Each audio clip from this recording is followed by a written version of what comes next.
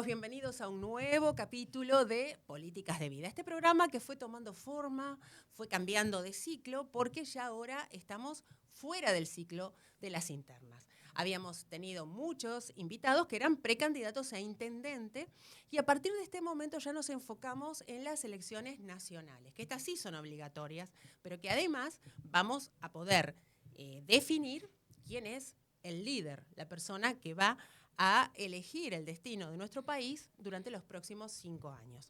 Así que vamos a traer distintas propuestas, distintas personas que nos van a contar también proyectos y formas diferentes de pensar. Antes de presentarles a nuestro invitado de hoy, quiero saludar a mi compañero de siempre, Juan Carlos. ¿Cómo estamos? Muy buenas noches, bienvenida Adriana nuevamente, un gusto estar contigo. Un gusto siempre y bueno, hoy vamos a tener que pensar. Si veníamos medio así con las neuronas quietas, vamos a tener que pensar porque justamente la persona que viene a acompañarnos hoy, uno de los grandes proyectos y uno de los tantos proyectos que tiene se llama Think o Pensar, ¿no? Porque además lo hace en los dos idiomas más importantes para nosotros últimamente. Así que hoy tengo el enorme placer y la alegría de recibir una persona que conozco hace muchos años, que le tengo muchísimo cariño y además tuve el enorme aprendizaje de poder estar trabajando con él. Y es muy difícil de definir. Para darles una idea, por ejemplo, figura en el récord de Guinness. Después vamos a saber por qué. Es una persona muy culta, muy bien relacionada. Ha sido relaciones públicas, DJ, emprendedor desde muy joven y, por supuesto, hoy en día es un empresario y además, ahora también en política, una de las personas que nosotros podemos elegir para que ayude en el destino de nuestro país. Así que muy bienvenido a Políticas de Vida, Alfredo Echegaray. ¿Cómo estás? ¿Estás, Adriana? Siempre la energía que compartimos Sí. y otras coincidencias culturales, ¿no? Por ejemplo, la investigación para aprender. Ay, sí. A mí me gusta mucho siempre estar aprendiendo. Yo siempre digo que el día que deje de investigar va a ser el día que voy a estar pronta para o para el geriátrico o para la tumba. Porque el camino de la verdad es justamente la duda, ponerlo todo en duda. Así que Exacto. nosotros necesitamos desde muy niños, y eso nos lo transmitieron a veces nuestros padres, a veces algún profesor destacado cuando éramos más chicos, aprender a ponerlo todo, a investigar, a conocer. Nuestra mente abierta es una gran herramienta que deberían tener también los educadores, o sea, los maestros Sí, de la educación pública. Tienen que tener un grado de libertad para que la educación pueda crecer, porque hay mucho por hacer. Aquel que crea ser dueño de la verdad está lejos del camino y el destino, que es crecer para mejorar la calidad de vida, básicamente, ¿no? Bueno, justamente hablando de la niñez, a mí me gustaría que contaras un poquito de tu niñez y de tu adolescencia, porque Políticas de Vida no solamente presenta políticos o posibles gobernantes o gobernantes actuales, presenta seres humanos. Entonces, a mí lo que me gusta es que la gente que nos está viendo conozca seres humanos que además tienen una propuesta de vida, una propuesta para el Estado y una propuesta política. Entonces, vamos a tener una breve parte en el programa en donde te vamos a hacer algunas preguntas que te van a mostrar como ser humano. Entonces, ¿cómo o qué recordás vos de tu niñez, de tu adolescencia y de ese núcleo, de ese clan familiar que siempre yo sé que fue muy importante para vos? Primero, en la declaración que hiciste respecto a mi descripción, lo más importante es que soy padre de Juanita y Alfredito, ¿no? Para mí tiene un gran valor imponente, imposible de describir. Cuando era joven, tuve la suerte de tener padres y abuelos espectaculares en cuanto a su capacidad de inculcarnos cultura y educación, que no es información, eso proviene de las bibliotecas, de los maestros y también hoy en día de Internet. Enseñarte a vivir y a convivir contigo mismo, a manejar frustraciones. Y ahí combinó también la combinación de muchos maestros excepcionales que todos los tuvimos.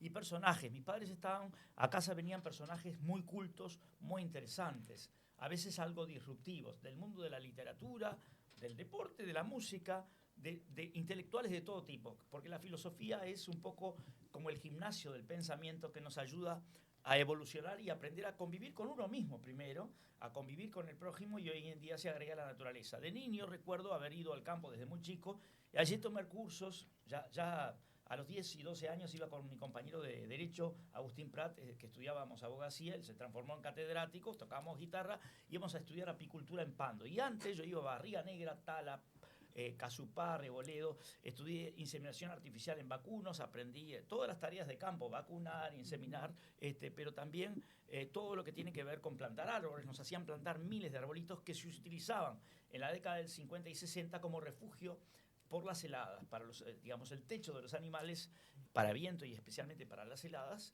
en las sierras de Minas y en Tacuarembó, tierras de Carlos Gardel, en la zona de Valledén, íbamos en el tren 14 horas y de a caballo llevábamos la valija. Así que tengo recuerdos de naturaleza, de mis abuelos, de los animales, del primer gallo que me atacaba, y de aprender luego en el taller ya a partir de los 12, 13 años de Javier Nieva de la Era, que hizo el Cristo del Seminario y la Virgen de la Capilla de Aedo.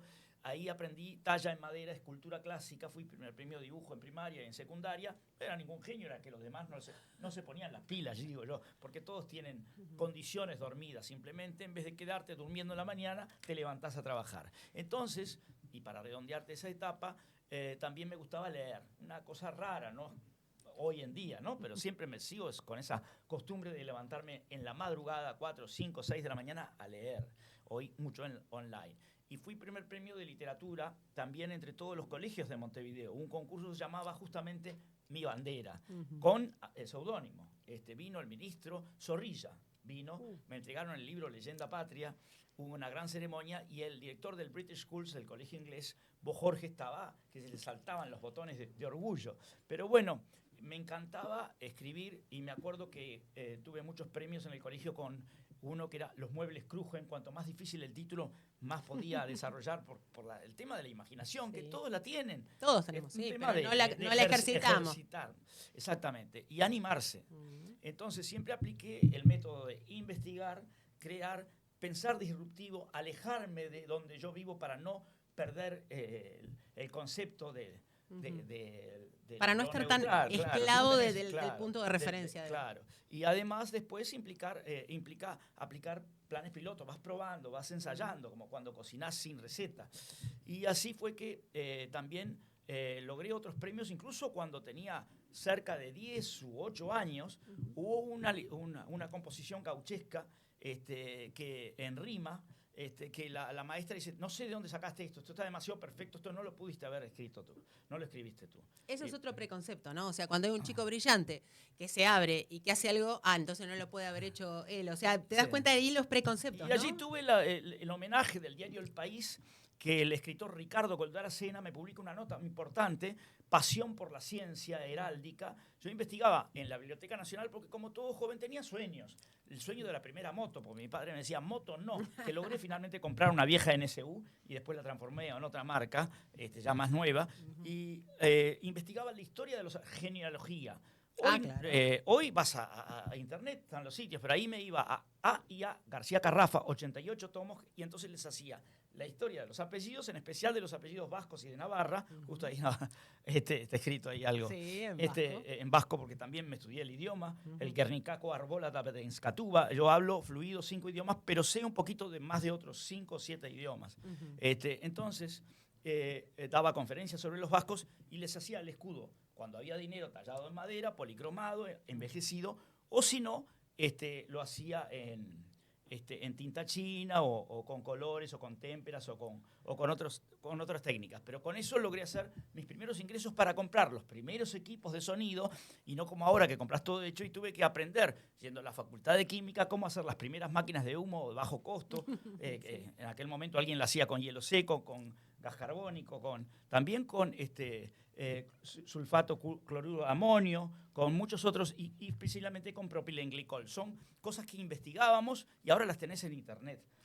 ¿Cómo va a ser tu primer mixer? Claro, los mixers los hacíamos nosotros. Vamos a poner una pausa, porque habíamos quedado en la niñez y resulta que él... Estamos en la adolescencia. Estamos en la adolescencia cuando empieza. Ya era de niño emprendedor para juntar dinero y un montón de cosas, no solo para la moto, sino porque se convierte en un DJ muy reconocido y un DJ que además después empezó a hacer fiestas tan importantes Y quiero que me cuentes también cómo fue que empezaste con lo de DJ y cómo terminaste organizando fiestas, por ejemplo, como las de Rodrigo Darenberg. Y las del Scarpa y Y tantas las de otras. Scarpa, yo te doy una. Y las primeras de Gori Salaberry. Exacto. El papagayo, a la cual le hice los primeros papagayos Pero que vamos, decoraban ¿cómo el lugar. empezaste? ¿Cómo empezaste? Porque yo Bueno. con él, cuando nos empecemos a hablar, podríamos estar un día entero, ¿no? O sea, tendríamos que hacer Hacemos una una serie de Netflix. una serie de Netflix, porque realmente, bueno, habría que hacer un documental con la vida de... O sea, hay que hacerle, sí. en la vida tú tienes que definir si quieres canalizar tus energías hacia cosas positivas en lo emocional Sí. y en lo físico, con el deporte, con tantas otras cosas. Ujú. Entonces, y también tienes que definir si quieres dejar alguna pequeña contribución, porque si tú, aunque no fumes, no recoges un pucho, un papel que tira otro, y yo digo desempuchemos Uruguay, eres parte del problema, uno tiene que involucrarse. Por eso toda la vida participé en campañas de ayuda al Pereira Rosell, todo desde muy niño. Anónimamente colaboré con animales de las calles, con pequeños granitos de arena. Obviamente no vas a cambiar el mundo, pero es la actitud lo que importa. Entonces de niño acompañaba a mis padres a los remates de Gomensoro y Castells, compraba alguna vez alguna cosa, la restauraba y la volvía a mandar a remate. Ahí aprendí el arte manual. Mi padre era ingeniero industrial y hacíamos paneles. En la primera época eran molinos eólicos Ajá. de madera con baterías de 2 volts, utilizando 12, trabajamos en 24 volts porque las luces militares venían en 6, 12 y 24 volts para los jeeps. Claro. Entonces, teníamos en corriente continua, para que quienes conocen, evitábamos el alternador que fácilmente se quema, y teníamos ya en el campo, en 1950-60, ya teníamos energía eólica. Qué bueno. Saben que los autos eléctricos tienen más de 200, son de 1892 aproximadamente. Lo que Sí. se mejoró es la acumulación de la energía. Exacto. Entonces ahí reparaba calefones, planchas, heladeras, que no es nada difícil. Más fácil era antes porque podías desarmar. Ahora están los circuitos integrados que se complican más, necesitas un laboratorio, que lo hay. Hay un sótano Sí, en claro. Uruguay que desarma los circuitos electrónicos y los chips y vende su tecnología al exterior. Nadie sabe esas cosas raras y es un solo señor. Se viste como si fuera un quirófano, ¿no? Porque son equipos de altísima tecnología, porque son microchips, son muy microscópicos. Entonces, venía la gente a casa y claro, se divertían porque yo tenía mi primera amplificadora a válvula con imanes al Nico, eso significa el imán al centro, y poníamos música, transformadores de línea, o sea, conozco mucho de tecnología, sé armarte el mixer, estas cosas que ahora vienen todas hechas. Digitales, Pero claro, básicamente era desarmar e investigar cómo funcionaba todo. Entonces, poníamos en aquella época diversidad de música del mundo. ¿Por qué? Porque lo que buscaba no era el enganche perfecto, era la experiencia emocional de quien está delante tuyo. Exacto. Entonces, con el cha-cha-cha, o con el tango, con el vals, o con la diversidad, con la música brasilera en aquel momento de Vó para Maracangalha, con Dorival Caymmi, con los temas más célebres de los años 50, 60, o también para atrás, del swing de Pérez Prado, Sí. del mambo, del swing de Glenn Miller. Como ves, soy investigador de la historia de la música, ¿no? Sí. Porque, por supuesto, tú sabes mucho, me encanta lo barroco, renacentista, Ay, todo. Y ni que hablar del origen de la música en las tribus y los ritmos de África. Fue así que comencé a hacer fiestas. Llegó un momento que llegué a tener una noche como 10 fiestas y a una le faltaba una púa, a otra le faltaba el feliz cumpleaños que lo cantamos. Bueno. Entonces aprendí que había que hacer menos cantidad de fiestas y agregarle algo Pero más. con un poco Y más. ahí empezó la puesta en escena. Y ahí fue que con Reina de Punta del Este trabajé como 12 años haciendo Reina de Punta del Este, toda la puesta en escena y todas las áreas. El área de marketing, de $3.000 que agarré cuando estaba Bartesagui en el country, lo llevé a $80.000 de sponsors, Claro. logrando televisación a nivel internacional y trayendo figuras. Porque tú te acuerdas que Sidney Rome, Mariel Hemingway, traje figuras sí. del mundo, lo hice toda la vida. Y el veterano, el nene burgueño, me llenaba premios en la internet. Todo el tiempo me premiaba porque le daba Bueno, mucho un visionario contenido. también el nene burgueño, ¿eh? Un Sí, visionario. un visionario. Y muy canchero. Y aparte. muy canchero. No tenía problemas de celos y tonterías. Que No, a veces no andaba con cotidianamente- pavadas, él estaba en la Sí, acción. sí. Y bueno, entonces ahí fue que también me ocupé de periodistas del mundo. Y tú sabes que recientemente fallecido Alfredo Garrido, cuando lo estafaron, llegó a Uruguay sin nada, le resolví en 24 horas el alojamiento, la comida, y ayudaba a Luis de María y a todo el mundo, porque siempre no lo puedo evitar de ayudar. No lo puedo evitar. Pero pará, vamos a hacer una pausa, porque como yo conozco la historia de él desde hace mucho tiempo, no quiero que ustedes se pierdan algunas cosas que son muy puntuales. Porque fuiste parte del equipo de prensa. Y fue un momento que realmente era increíble, porque eran un momento en que los eventos en Punta del Este eran muchísimos, eran de muchísimo nivel. había muchas empresas y muchas relaciones públicas internacionales que venían a Punta del Este a mostrar sus productos, a hacer sus lanzamientos, y siempre pasaban, primero, naturalmente, por el filtro de Alfredo y del equipo de su agencia.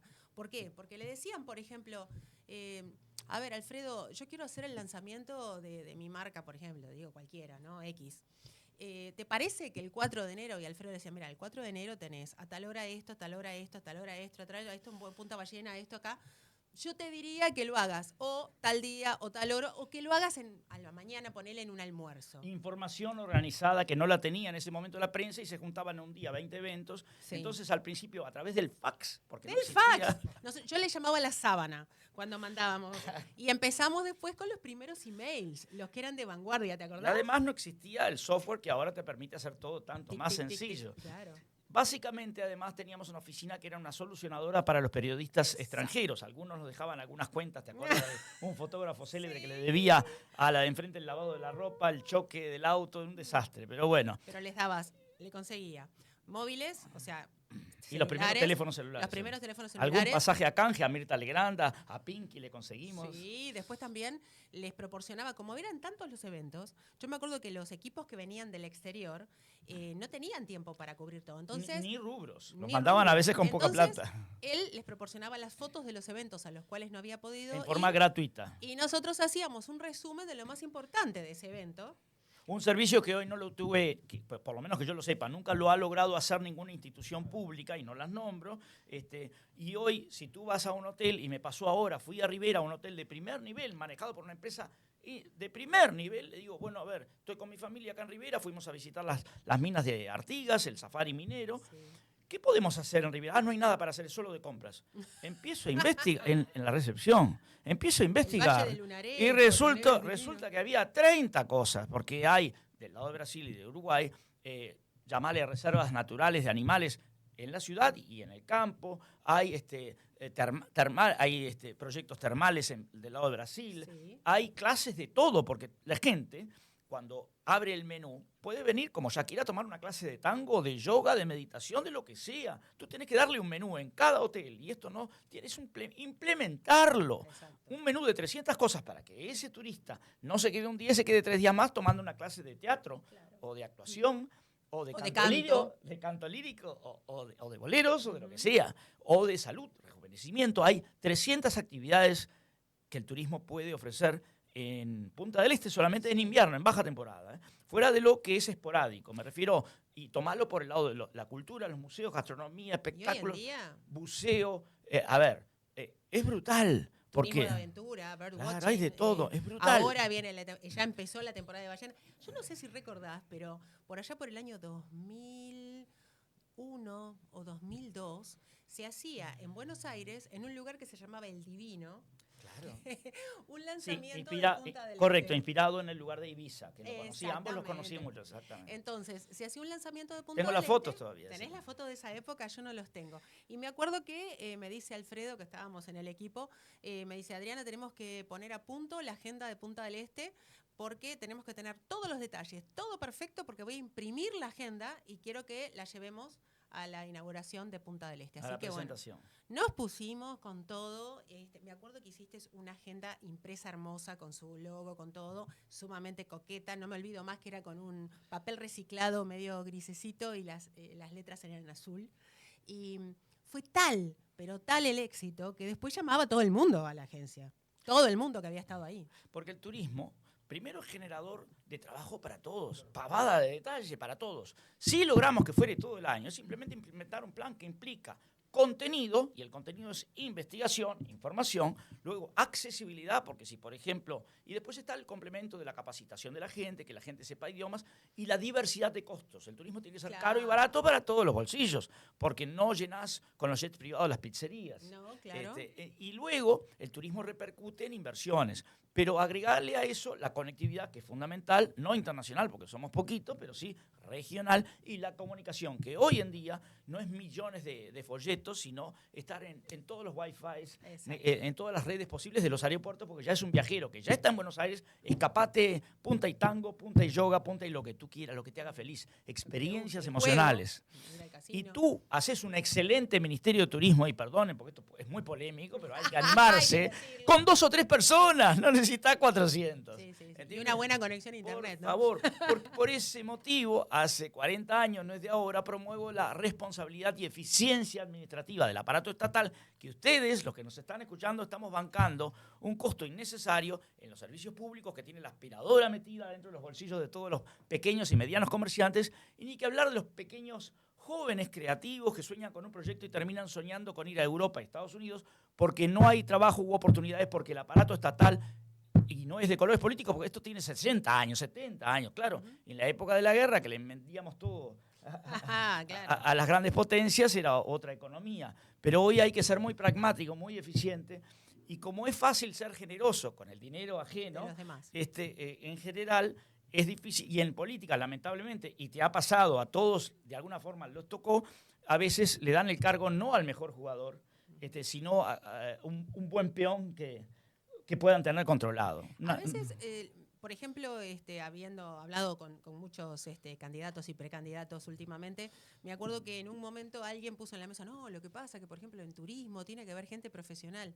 Y le digo, pero vos sos consciente, por ejemplo, que en la Dirección General de Turismo de Maldonado tenés como 6 a 8 profesionales que saben un montón, de todas las edades, de los más jovencitos que tienen máster, a los que tienen licenciaturas, los que se hicieron con el tiempo, hay una que tiene además capacitación como guía de turismo, pero que lo que por ahí falta es la capacidad de un líder que pueda aprovechar ese conocimiento y que les dé lugar para trabajar y que él simplemente dirija. Es el director de orquesta. Ahora, si yo, como director de orquesta, quiero tocar la flauta, el piano, cantar y bailar, creo que no va a estar muy bien el Teamwork, show. trabajo de equipo es una de las claves del éxito. Y por supuesto no creerte dueño de ninguna verdad. Tú necesitas escuchar a los demás porque se aprende de todos y de todo. Claro que sí. Bueno, el ego es terrible. Llegó el momento, llegó el momento. Él pone una música en este momento. Muy bien, a ver bueno, si eso es se algo llama que nos gusta. truco de preguntas. Yo nunca aprendí a jugar al truco, lo digo en todos los programas. Sí, yo jugaba mal al truco y ahora hace años que no juego. No, entonces, soy deportista. Por eso le puse truco. De tenis, frontón y pádel. Son unas cartas que tienen preguntas más jugadas, que tienen nuestro maravilloso logo del programa, y vos vas a elegir una de esas cartas al azar, la vas a tener que mostrar a tu cámara y leerla y por supuesto responderla. Así que concéntrate, viste, no sé. Bueno, es importante comprender ¿sí? que esto ya es una respuesta condicionada a la pregunta que viene, o sea que no tenemos libertad total. Claro. Pero bueno, si pudieras tener un superpoder y que te permita hacer cosas, ¿cuál sería? Bueno, obviamente el equilibrio y la calidad de vida para todos los seres, y me refiero a todos, animales incluidos de nuestro universo, ya no te hablo de nuestro planeta. No, claro. O sea, no existe la perfección, pero nada más bonito que cada uno pueda ser feliz. En el caso de los seres humanos y los animales, la felicidad, que no pasa necesariamente por los bienes materiales, sino que pasa por aprender a ser feliz. Porque a veces quien tiene la madurez suficiente disfruta de una compañía, de buenos amigos, de la salud de su familia y de el poder disfrutar de la naturaleza, de una puesta de sol o un amanecer y la libertad. Entonces, si pudiera tener un poder, un superpoder, equilibrio ambiental, físico y emocional en nuestro universo. No tengo límite en cuanto a la locura de la respuesta. Por eso me encantó que equilibrio. Te juro que si hubiese tenido que pedir una de las preguntas, pues yo las conozco todas, obviamente, ojalá que le tocara esa, bueno, me encantó que te toque. Bueno, ahora ya veníamos adelantando un poco lo que tiene que... Importante siempre sin creerme dueño de ninguna verdad. Acepto las sugerencias para aprender lo que otros me puedan... Yo me acuerdo que una vez en un curso de marketing que hice en Argentina hace mucho tiempo, orientado a las ventas de un producto intangible, iba un señor que era muy así, que sabía mucho y hablaba y qué sé yo. Entonces digo, les voy a hacer el retrato del mejor vendedor del mundo. Entonces hice un redondel con 2 ojos grandes, no tenía boca y tenía unas orejas gigantes. La boca era chiquitita. Dice, el mejor vendedor escucha mucho, observa y habla poco. La observación es propio del artista, Claro. en general. Por supuesto, el artista en materia de culinaria, música, Cualquier artista, sí. y ni que hablar en dibujo, arte o escritura, ¿no? Vamos Observar es a fundamental. un tema El científico, ni que hablar, y la educación, ni que hablar. Bueno, como justamente vos siempre haces hincapié en la educación y me encanta todo lo que hablas, después vamos a hablar un poco del tipo de educación, ¿no? De cuál es la educación que en general están teniendo los países y hacia dónde se está yendo y hacia dónde se debería ir. Pero, y entrando ya de lleno en materia política, ¿cómo preguntarlo sin que parezca que uno está haciendo un juicio de valor, ¿no? Pero correcto. la idea Sí, sería... ya te leí la mente. Ya me captó. Un señor que escribía algunas cositas hace unos tiempos, que se llamaba Platón, Sí. hizo un libro que se llamaba La República. Polémico también. Muy polémico, que cuando yo te juro, me lo dieron a leer obligada. Yo confieso que no es que lo fui a leer. Y dije, qué embole, me tiene que tocar esto leer. Y cuando lo empecé a leer es apasionante, es como una novela. Sí.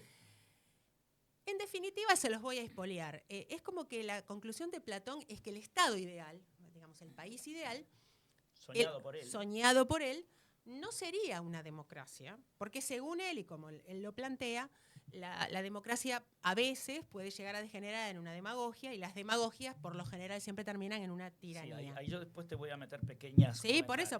Entonces la idea, y decía que lo ideal era que la gente que estuviera a cargo del poder del Estado fuera capacitada. O sea, él le llamaba la aristocracia. Aristos es para los griegos. El que dirige la orquesta tiene que saber algo de música. Que sepa algo. Entonces, ¿cuál es tu concepto con respecto a Platón? ¿Debe el político ser solamente carismático y tener buenas ideas o también tiene que tener capacitación? No, tiene que tener capacitación sin lugar a dudas, porque es como pretender armar un cuadro de fútbol con gente que no sabe jugar al fútbol. Y mucho peor, poner de dirigente de un equipo de fútbol a quien no entiende nada de fútbol. No, siempre la capacitación es número uno. Pero la capacitación, en el caso de la democracia, y cuando tú analizás Platón o cualquier otro, Sócrates y tantos otros pensadores, o más atrás Confucio, no significa que sea todo verdad. Tú puedes justamente reflexionar, porque la reflexión es lo que te lleva a crear cosas y hay situaciones y escenarios nuevos. Pero ahora aprendimos algo que es fundamental, pero lo decía Confucio 600 años antes de Cristo. No nos separa el dinero, nos separa la cultura. Entonces, el populista, que no es, da igual que sea de izquierda o derecha, pero en general abusa de ovejas, abusa de personas poco cultas, no pensantes. Y es buen negocio para el mundo de las armas, de la medicina trucha o de que la hay buena, por supuesto, seamos claritos, ¿no? Pero es buen negocio para el político que no es idealista, que no le importa nada el prójimo, o le importa poco, porque tampoco hay que exagerar, que la población no sea pensante. Entonces la educación, si solamente te da el 2 más 2 son 4, o cuándo nació, o cuándo se hizo la Constitución, eso no es suficiente. Yo necesito darle a ese alumno las herramientas para que sea capaz de superar al profesor y al presidente, que sea el equipo, que es todos los ciudadanos, tienen que ser seres pensantes, creativos, para que a partir de poder vivir en su propia tierra sin tener que emigrar, puedan vender su producto al mundo. Eso desde el punto de vista económico agranda la torta, entonces se diluye el ineficiente costo del monstruoso aparato estatal que tenemos para una población de 20 millones. Pero, por otro lado, la educación te ayuda a ser feliz. Entonces, respecto a lo que dice Platón, volviendo al eje, claro, en una población ignorante, y si además le pones un presidente, y no estoy hablando de la nuestra tiene un nivel muy superior a muchas cosas del mundo, pero en el mundo sabes que hay poblaciones que tienen muy poco acceso a la educación. Nosotros tenemos algo bastante mejor y ha mejorado y necesitamos seguir mejorando. Porque si no hay evolución en la ciencia o en la educación, ¿dónde lo va a haber? Pero necesitamos que la población y los gobernantes, es más, ¿por qué no? Anímense a decir un disparate. Yo me animo. Tomen un examen. Claro. Examen de empatía, capacidad de gestión, capacidad de trabajo de equipo. ¿Y por qué no? Yo lo dije cuando teníamos la oficina de prensa. ¿Tú te acuerdas que falleció hace poco, que Carlos Tate venía a darnos clases de gimnasia? ¿Pero por qué? Empezábamos una oficina de prensa con media hora de gimnasia para canalizar tus energías y estabilizar tu mente, porque si no terminan los políticos de forma mezquina, a veces sí, a veces no, por supuesto, peleándose por tonterías sin aprender a decir, bueno, mira, tu proyecto no me gusta, pero sin embargo, si corregís estas dos cosas, es interesante. Yo te propongo esta modificación. porque se polarizan, porque si viene de un lado no sirve para el otro. Es un poco mezquina la forma de trabajar. Por eso es que yo me considero no político, soy un ciudadano. Mi meta no es tener el cargo, mi meta es el acceso que me da a los medios de comunicación, y tuve más de 100 entrevistas en un mes.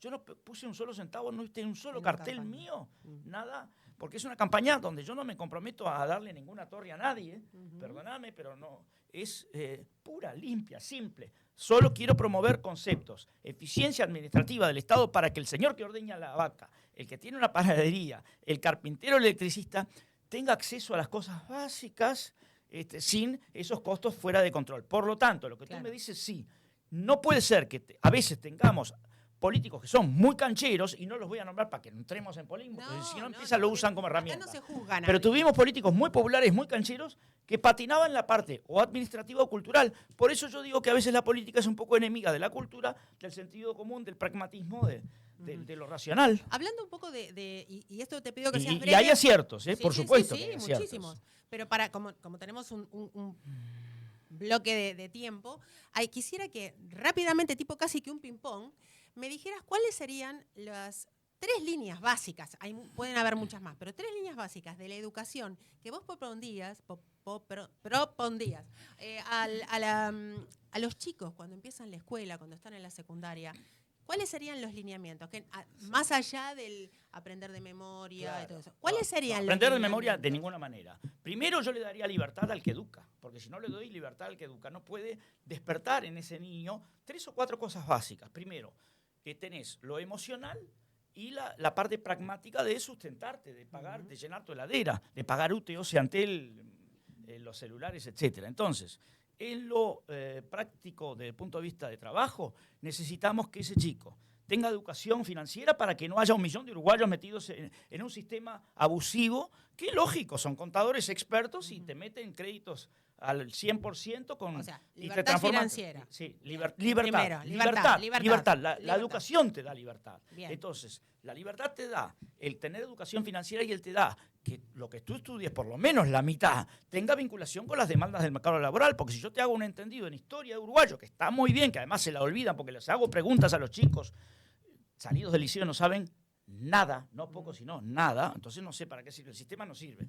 Por lo tanto, yo agrego ahí la motivación. Yo creo que tiene que ser entretenida y tiene que haber premios, no solo para el que estudia, también para el maestro. Si hay un maestro que es brillante, ¿cómo va a ganar lo mismo que uno que es mediocre? Que no le importa nada, que no logra resultados. A ese maestro yo le regalo una casa y hago que su clase magistral sea accesible a todos los chicos del país, y su plan piloto, al cual le doy permiso para implementar y evaluar si es exitoso, lo incorporo para todos los otros maestros. Entonces, motivación, meritocracia, las pilas puestas es lo primero que tiene que tener un chico. Porque decime una cosa, ¿quién va a crecer más? Aquel que duerme todas las mañanas y transforma sus energías en drogas, consumo de alcohol, timba o rascarse, los ninis, o aquel que se pone las pilas y viniendo de abajo, como los hay muchos y los subieron a lo largo de toda la historia, y aplausos totales. Conozco unos chicos acá de Barriga Negra que eran empleados de una ferretería y son dueños de 2 ferreterías ya y tienen varias casas en alquiler. Esos son, no los nombro para que...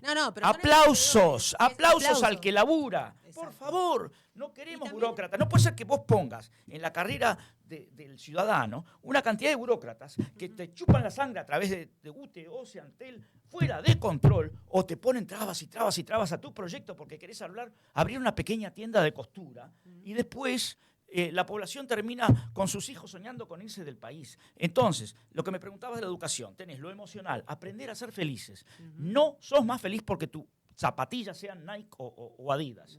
Tu felicidad está en aprender a comprender primero tus emociones, controlar tus frustraciones y aprender el valor que tiene la amistad, la familia, la naturaleza, el equilibrio. Ahí, y si sos una persona, yo siento en mi mesa, una persona culta, no por su dinero. Segundo, autosustentarse entonces en lo económico, autosustentarse en lo emocional. Tercero, aprender a convivir con la naturaleza, ¿no? Sin salir a patear perros en las calles o a matar innecesariamente. ¿No es perfecto? No, pero por lo menos en equilibrio. Tirar puchos, fumen todo lo que quieran, pero ¿por qué tenemos que llenar toda la playa de puchos que están ahí 40 o 50 Sí, o tirar los pañales del bebé en la playa, o los envases de los refrescos en la playa. Eso es educación. de convivencia con la naturaleza y con el prójimo. Aprender a trabajar en equipo, no ser mezquino, tener un poco de idealismo y despertar la creatividad, la capacidad de pensar. Think. Por eso el proyecto que tú mencionaste, que tiene que ser gratuito, universal, laico, y no obligatorio, porque yo creo mucho en la libertad. Creo que necesitamos un país más libre. Y la libertad es poder comprar el pan como vale en Francia, que vale 20 pesos la flauta y no 80 como acá. O el agua sin gas, que en España la conseguís a 5 pesos y acá vale 20 el litro de agua sin gas, si es de primera necesidad y es lo primero que ayuda a la salud de una persona. Entonces, libertad, acceso a la cultura.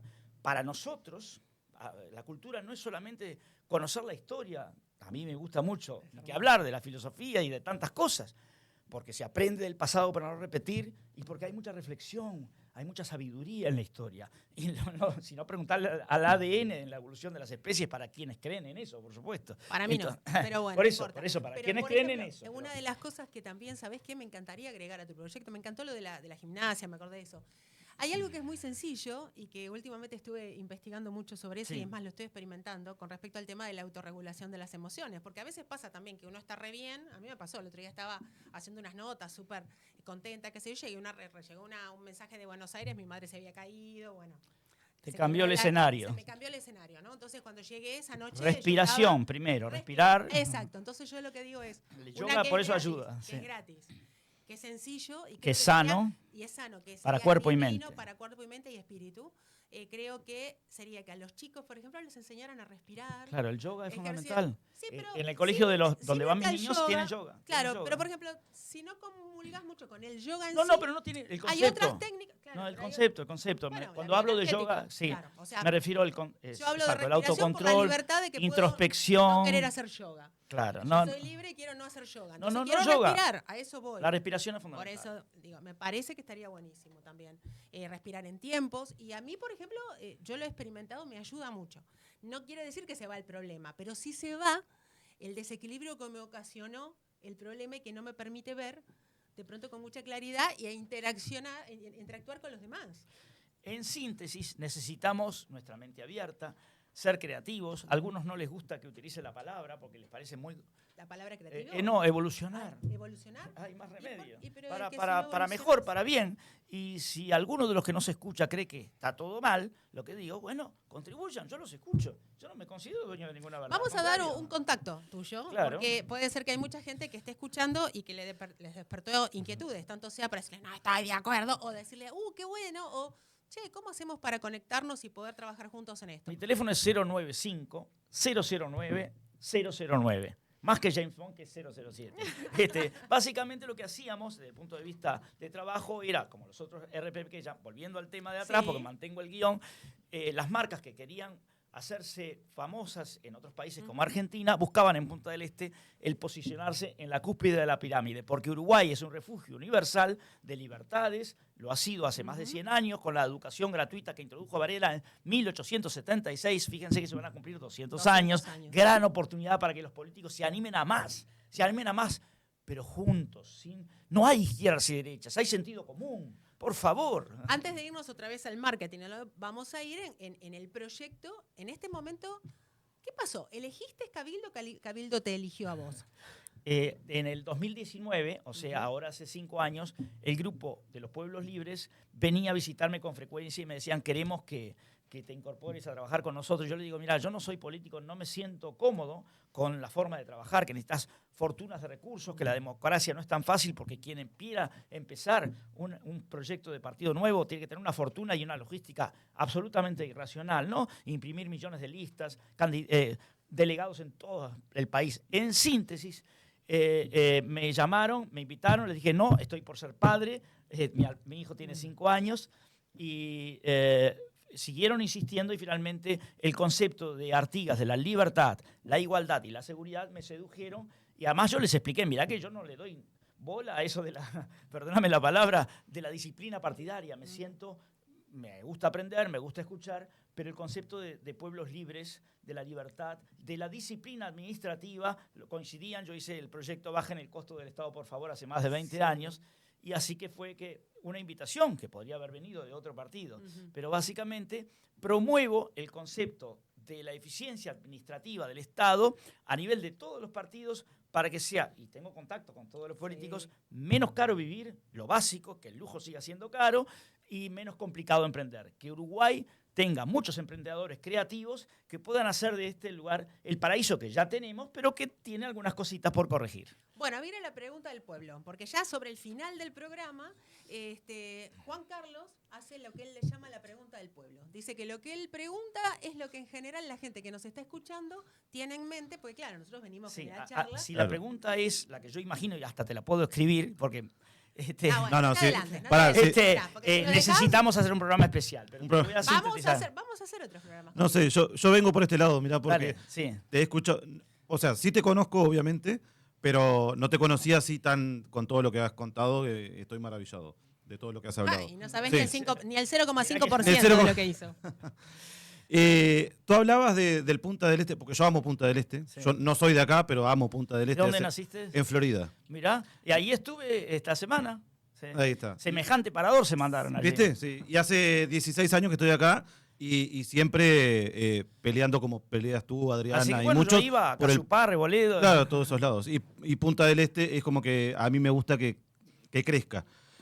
¿Tú crees que el Punta del Este de antes, que contabas con toda esa energía que le ponías, puede volver? Sí, pero no podés traspolar, no podemos hacer que la selección que ganó el Mundial de Uruguay de por supuesto. 1924 y 28 hoy en día compita, porque cambió el escenario. Entonces, no podés eliminar Manhattan, o sea, el Torrelandia que generamos en La Mansa y en La Brava ya está. Sí pueden haber aplicaciones, por lo cuanto con creatividad podés generar una segunda playa Mansa más adelante y llevar el Punta del Este del 1900 con esa arquitectura separada y dejar las torres más atrás. Siempre hay ideas que se pueden discutir. Pero sí podés lo del glamour, lo de la repercusión, lo de las figuras. Por supuesto, es un tema de política de Estado. Basta con que me llame el intendente, el ministro de Turismo, el presidente me diga, Alfredo, ¿podemos implementar esto? Porque ¿es bueno o es malo? Es simplemente una herramienta de comunicación, porque cuando logré que Antonio Banderas, y me ocupé de llevarlo a la Isla de Lobos, como fue CNN a filmar los lobos, con Melanie Griffith, su primer aniversario, lo celebraron en Punta del Este, eso salió en miles de medios de comunicación del mundo. Revista Hola, Cholula, todo lo que quieras, pero eso es comunicación. Y Alberto de Mónaco. Alberto de Mónaco me lo llevé de compras a tienda inglesa. Pero todo eso son herramientas necesarias para generar trabajo en todo, porque luego tú tienes que estar en el menú. Uruguay necesita esa pata, es comunicación. En los negocios tú tienes el servicio que tú das en función de la demanda, que además va cambiando en el mundo, después la accesibilidad, porque yo tengo que poder llegar a tu país, y finalmente la gente se tiene que enterar. Entonces, lo que tienen las figuras internacionales es una imponente comunicación, casi tan potente o igual que las guerras, ¿no? Lamentablemente las guerras copan mucho los medios internacionales, que te da oportunidades de negocios, de inversión, de turismo y de trabajo para todos, con un costo muy bajo. Porque de repente logramos que todos estos de la realeza o de Hollywood o de donde sea celebren acá sus casamientos o sus aniversarios o lo que sea, claro, o se tropiecen jugando al golf, porque el accidente con un toque de humor también es una oportunidad de comunicación. Es la figura, después lo que hace la figura. Claro, con la acción. Claro, y haces que la figura nade, se bañe, tropiece, juegue golf o ande a caballo, coma el asado o juegue al fútbol en Uruguay. Entonces, sí se puede, pero es un tema de política de Estado. Simplemente me lo piden y lo armo si esas fiestas que Adriana mencionaba de las 1001 noches de Scarpa o Soirée Greco-Romana, esos eran inventos míos, los nombres, lo dice Scarpa en su libro, porque el invitado es parte del show. Entonces, hacía que todos se vistieran de forma temática, cuando dicen ahora las fiestas temáticas de moda que tienen 300 años del Renacimiento, para que fuera más divertido y además cambiaba a la gente a la medianoche para que durara más tarde porque los Mirta Legrand se iban tempranitos.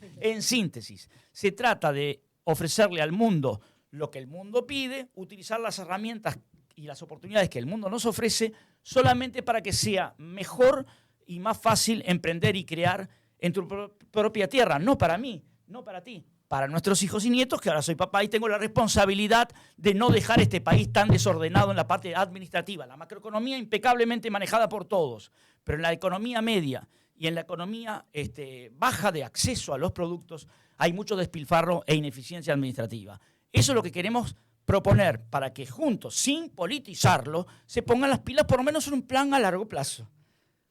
Bueno, Ya para despedirnos, me guardé esta pregunta para el final porque sé que, al menos por lo que yo puedo captar, creo que en este momento, más allá de todos los emprendimientos y proyectos que tenés, lo más importante para vos es tu familia. Entonces, sé que estás en pareja con una mujer maravillosa, monísima, divina, y tenés 2 hijos que son soñados, ¿no? Porque la verdad que si te querés proyectar un niño perfecto y una niña perfecta son esos 2, son simpáticos. Juanita va a clases de ballet desde que cumplió 1 año, Sí, Alfredito es DJ. Pero la pregunta es justamente, comenzaste ya con ese proyecto de familia ya un poco más grande. Entonces, primero, ¿siempre se está a tiempo para encontrar el amor? Claro. Y segundo, ¿qué es para vos tu familia?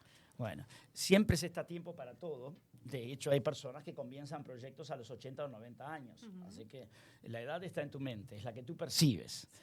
Por supuesto que tú puedes tener 80 años cuando hay gente que me dice, no, yo ya estoy viejo y tengo 55. Estoy viejo.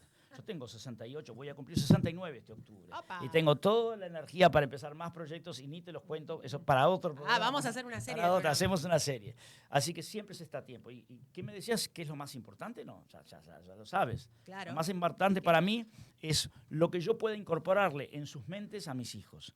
Porque en algún momento yo no voy a estar. Yo necesito darles las herramientas para que ellos puedan abrir su camino, crear su propia historia en lo emocional y autosustentarse en un país que tiene la tragedia de la carestía. Somos número 1 en costos de Latinoamérica y eso no es un lindo récord.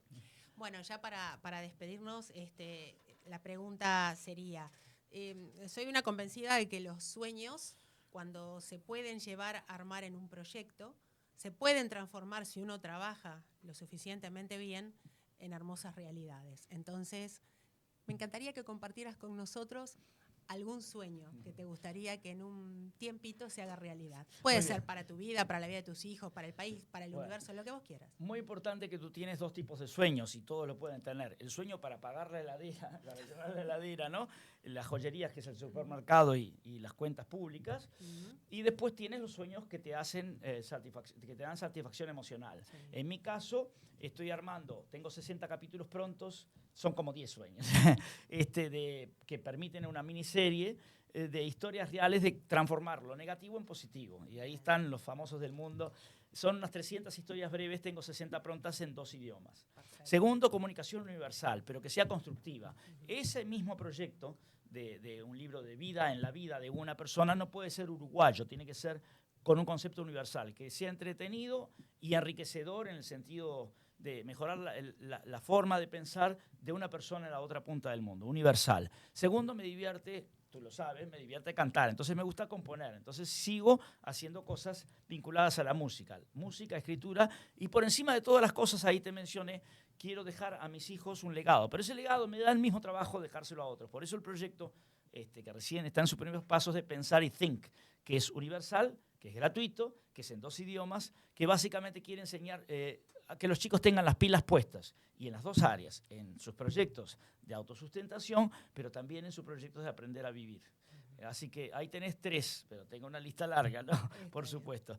Ni que hablar de que uno tiene que ser pragmático y en los sueños que uno tiene vinculados a poder pagar las cuentas y subsistir, está que el Estado cumpla con un contrato violado, ya que se cumple este año 20 años del rescate del telémetro, en 2004, el Estado emite una ley, llama a inversores, tú juntás dinero, vendés propiedades, juntás técnicos, traes tecnología, rescatás y el Estado tiene por contrato la obligación y por ley de lo que se enriquece, el Estado tiene que dar el 50% a los particulares que hicieron ese proyecto. Sí. Bueno, en mi caso violaron el rescate del águila, etcétera, y estamos en juicio. Es una pena que el aparato estatal, no le pedimos que nos dé una mano, solo le pedimos que nos quite la pata de encima, con eso sería fantástico. Así que básicamente que pueda ser Uruguay el país de los sueños de todos los que nos están escuchando, de tus hijos y de tus nietos. O sea, que no tranquen nada más, con eso ya está, que te dejen laburar.